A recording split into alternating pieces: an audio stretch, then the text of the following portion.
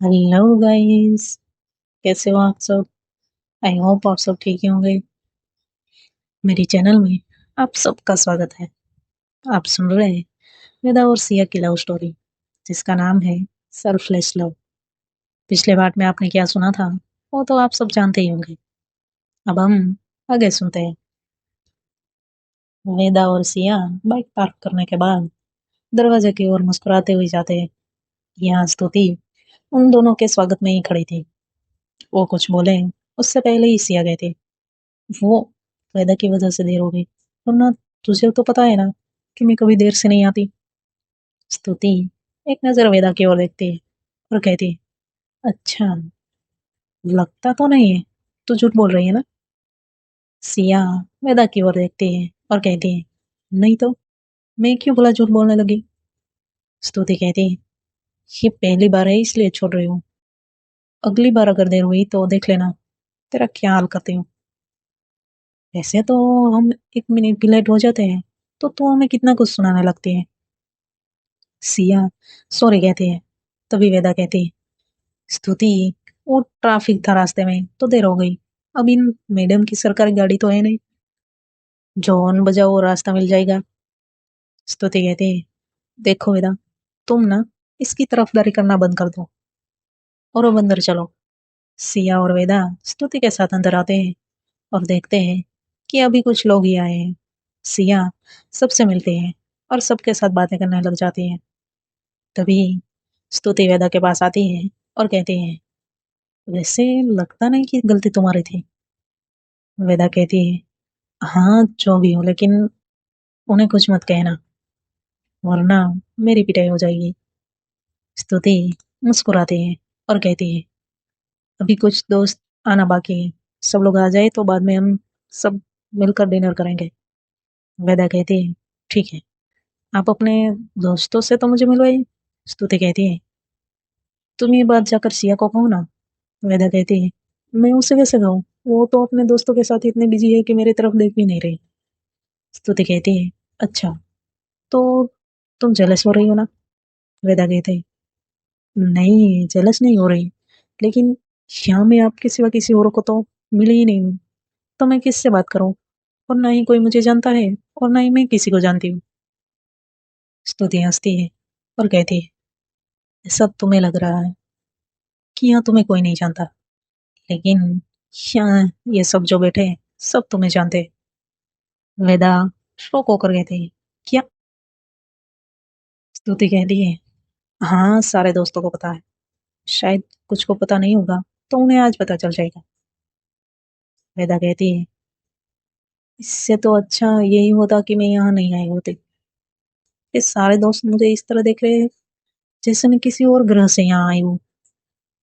उसे इसे देखकर स्तुति को हंसी आ जाती है और वो सिया को बुलाती है और हंसते हुए कहती है, संभलते रहे इस जोकर को। वेदा स्तुति की तरफ देखती है और कहती है, क्या कहा आपने, जोकर।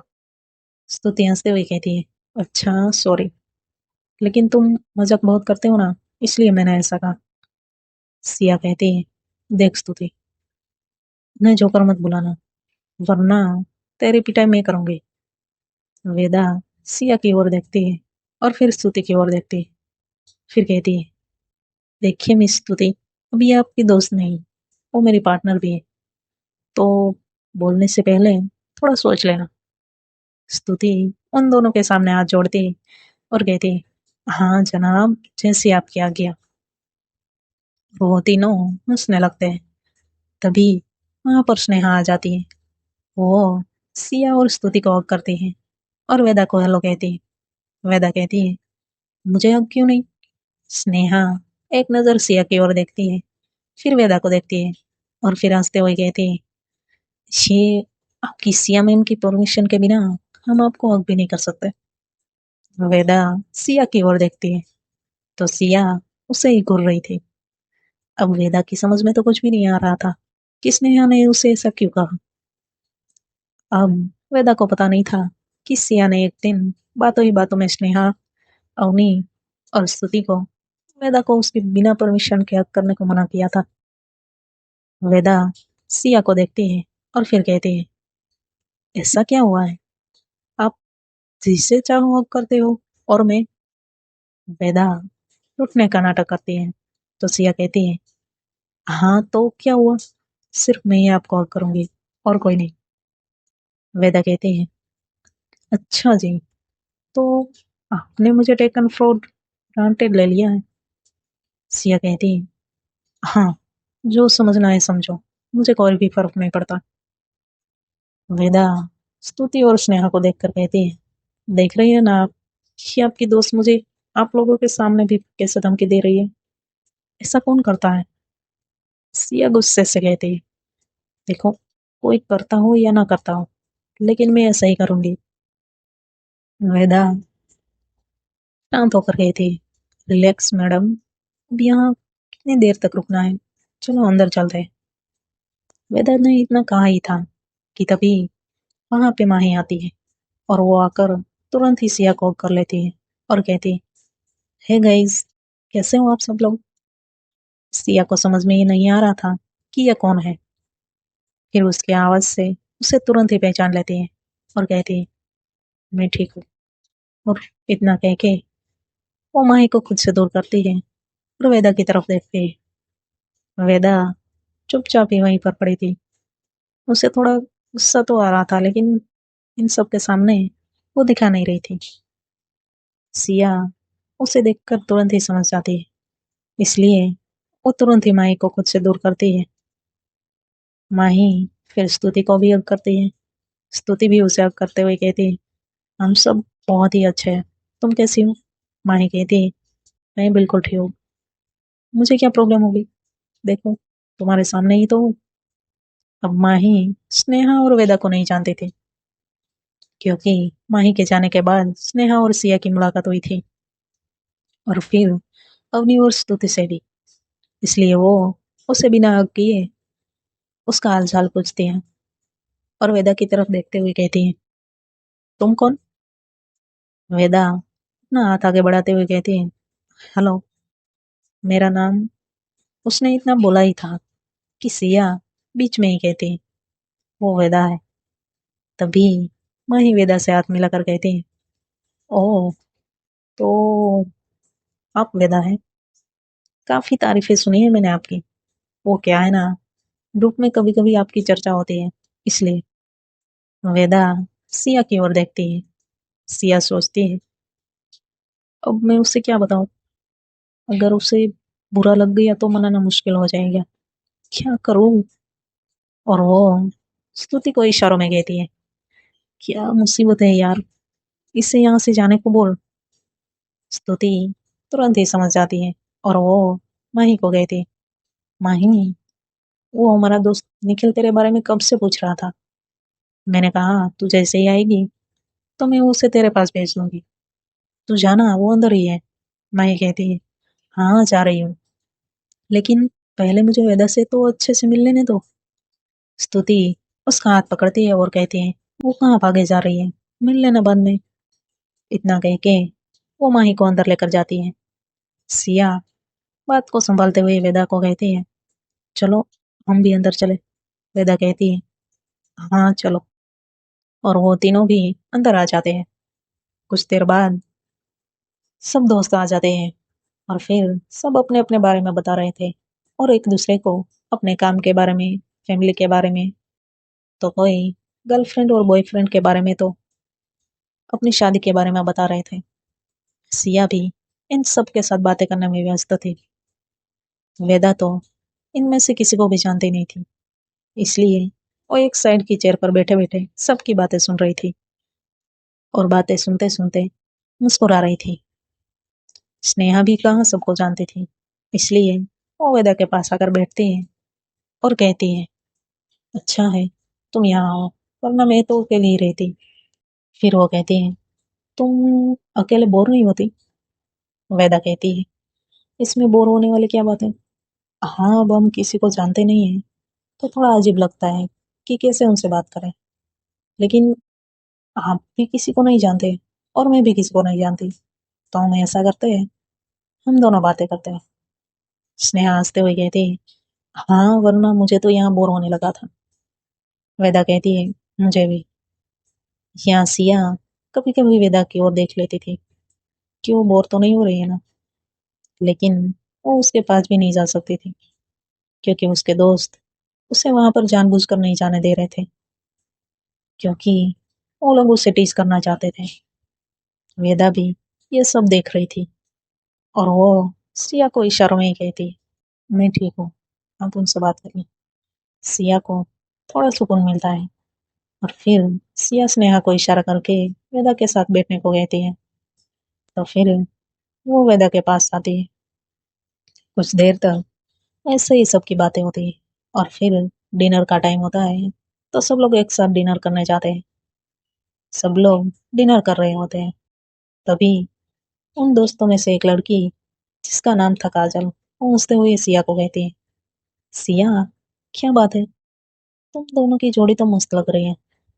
सिया मुस्कुराती है और कहती है, थैंक्स। वेदा भी एक नजर उसे देखती है और मुस्कुराती है। वेदा तो अपनी मस्ती में ही खाना खा रही थी, लेकिन सिया के दोस्त इशारों में ही वेदा के बारे में बात करने लगते हैं। वैसे वेदा जब भी बाहर आ जाती थी तो वो ज्यादा खाती नहीं थी, क्योंकि उसे डाइनिंग टेबल पे बैठ के ठीक से खाना नहीं आता था। सिया के दोस्त उसको देख के उसका मजाक बनाते हैं और सिया से कहते हैं, क्या सिया, कम से कम ठीक से खाना तो खाओ। और फिर सब हंसने लगते हैं। यहाँ वेदा उन सब के तानों को अच्छे से समझ रही थी, लेकिन वो कुछ भी नहीं समझी। ऐसा दिखावा करके उसने खाना खा लिया है, ये दिखा के वहां से उठती है और फिर हैंड वॉश करने चली जाती है। अब सिया के दोस्त सिया को कहते हैं, सिया, तू ये नमूना कहाँ से ढूंढ के लाई है, एकदम जोकर लगता है। तू क्या है और वो क्या, ठीक से मैच ही नहीं हो रहा। सिया को ये सुनकर थोड़ा गुस्सा आता है, लेकिन वो सिर्फ मुस्कुराने का दिखावा करती है। सिया के दोस्त अभी वेदा के बारे में बातें कर रहे थे, लेकिन सिया उन सबको कुछ भी नहीं कहती। वेदा ने ये सब सुन लिया था कि सिया के दोस्त उसके बारे में क्या बातें कर रहे थे, लेकिन वो भी कुछ भी नहीं कहती। अब ये सब अपना अपना खाना खाने के बाद सब गार्डन में बैठने चले जाते हैं और सब साथ में फोटोज खिंचवा रहे थे। यहाँ वेदा वॉशरूम में जाती है। यहाँ स्तुति सिया को वॉशरूम में ले जाकर उसे गुस्से से कहती है, सिया, ये सब क्या है, तो इन सब की बातें क्यों सुन रही है, उसे जवाब क्यों नहीं देती। वेदा तेरी पार्टनर है और वो जैसी भी है तुझे पसंद है। तभी सिया गुस्से से कहती, अब तू ही बता, क्या बोलूं मैं क्या कहूँ। वेदा को भी समझना चाहिए ना कि सबके सामने कैसे रहना चाहिए। वो तो ऐसे ही रहती है, उसे भी तो समझना चाहिए ना। ये लोग कैसे मेरा मजाक बना रहे हैं, देखा ना तूने। स्तुति कहती है, सिया, तू समझ नहीं रही। तभी वॉशरूम का दरवाजा खुलता है और वेदा बाहर आते हैं। उसे देखकर सिया अपना मुंह फेर लेती है। सिया को ऐसा करते हुए वेदा देखती है तो सब समझ जाती है और वहां से बिना कुछ बोले बाहर चली जाती है। अब स्तुति को और भी गुस्सा आता है और वो सिया को समझाने लगती है, लेकिन सिया गुस्से में थी तो वो कहाँ ही स्तुति की बात सुनती।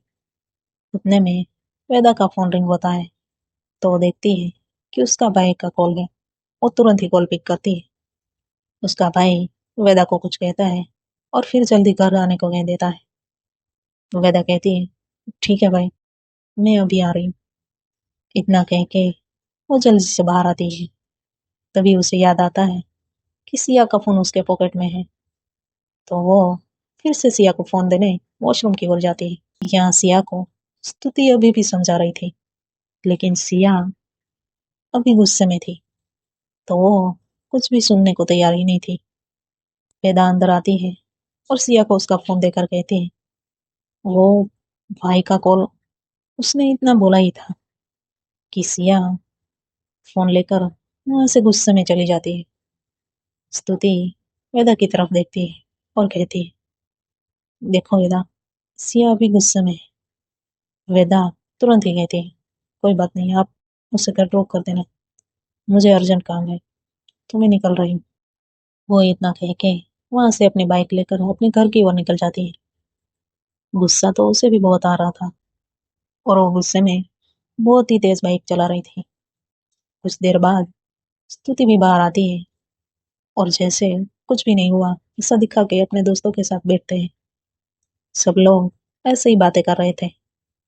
तभी माही सिया से पूछती है कि वेदा कहाँ पर है, वो कहीं दिख नहीं रही। तभी सिया और स्तुति एक दूसरे की ओर देखने लगते। तभी स्नेहा वहां आती है और कहती है वो उससे कोई इम्पोर्टेंट काम था तो जल्दी जल्दी में ही निकल गई। तभी सिया की एक दोस्त कहती है, सिया तुझे तो पता होना चाहिए ना, तूने ही तो कहा था कि वो तेरी पार्टनर है, तो फिर क्या हुआ? उसने तुझे बताना ठीक भी नहीं समझा और तो हम सबको कह रही थी कि वो बहुत ही अच्छी है। सिया जब यह सुनती है तो उसका गुस्सा और बढ़ जाता है। तभी सिया का फोन रिंग होता है। वो देखती है तो कॉल अवनी ने किया होता है। वो तुरंत ही कॉल पिक करती है और कहती है, तू जल्दी से स्तुति को लेकर करा, मेरी मॉम की तबीयत बहुत ही खराब हो गई, तू जल्दी से आ जा। सिया स्तुति को बताती है कि हमें जाना पड़ेगा। सिया और स्तुति के साथ साथ स्नेहा भी उसके साथ ही निकलती है। वो तीनों वहां से निकल जाते हैं। रास्ते में स्तुति और स्नेहा सिया को वेदा के बारे में ही कह रहे होते हैं। सिया अभी भी गुस्से में थी तो गुस्से में ही वेदा के बारे में कुछ भी ना कहने को कहती है। वो लोग ऐसे ही डिस्कस करते करते अवनी के घर पहुंच जाते हैं। सिया भाग के अवनी के घर का डोरबेल बजाती है। अवनी तुरंत ही डोर ओपन करती है। सिया कहती है, आंटी कहाँ है? अवनी कहती है, मॉम सो रही है। सिया अवनी की ओर घूर के देखती है और फिर कहती है, तूने ही तो कहा था ना कि आंटी की तबीयत। तभी वो स्तुति और स्नेहा की तरफ देखती है और सब समझ जाती है और वो गुस्से से कहती है, क्या है तुम सबका, क्यों मुझे तंग कर रहे हो? तभी स्तुति उसे शांत रहने को कहती है। स्नेहा कहती है, सिया मुझे लगता है कि तुझे एक बार वेदा से बात करनी चाहिए। वो तो अपनी ओर से सही थी, वो तुम्हारे उन दोस्तों की तरह दिखावा तो नहीं करती ना। वो जैसी है वैसे ही दिखती है, उसे दिखावा करना ही नहीं आता। अवनी कहती है, हाँ सिया, स्नेहा सच कह रही है, इसलिए ही मैंने तुझे कॉल किया, क्योंकि तू ज्यादा देर तक वहां रहती तो वो लोग तुम दोनों का ब्रेकअप करवा के ही रहते। सिया अब गुस्से से कहती है, तुझे किसने बताया?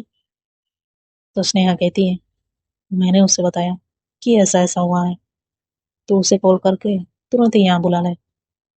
सच बता सिया, वो सब तेरा अच्छा चाहने वाले दोस्त थे या सिर्फ तू ऊंची पोस्ट पे है इसलिए दोस्त होने का नाटक कर रहे थे?